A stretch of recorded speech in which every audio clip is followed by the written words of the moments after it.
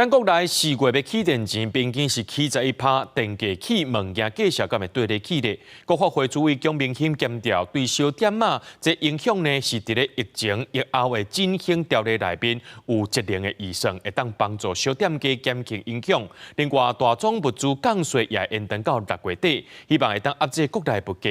若讲到这基本工资的部分，劳动部党员柯明春表示，会伫咧第3季上架工资审计会讨论。 电价4月全面调起，各界烦恼逐项拢起，尤其是小食店冲击袂势。立委关注，政府今时已经准备好势，营运配套措施减缓小食店的营运冲击。怎么补救？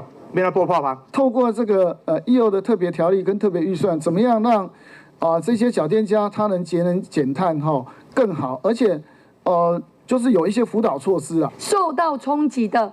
我们要怎么办？大宗物资的这个减税方案，从3月份会延到6月份，让进口的大宗原物呢可以平抑。国发会主委龚明鑫表示，国内有关大件物资降税会延到6月底，就此抑制物价波动。不过政府营运配套还未全部上路，已经有业者宣布起价。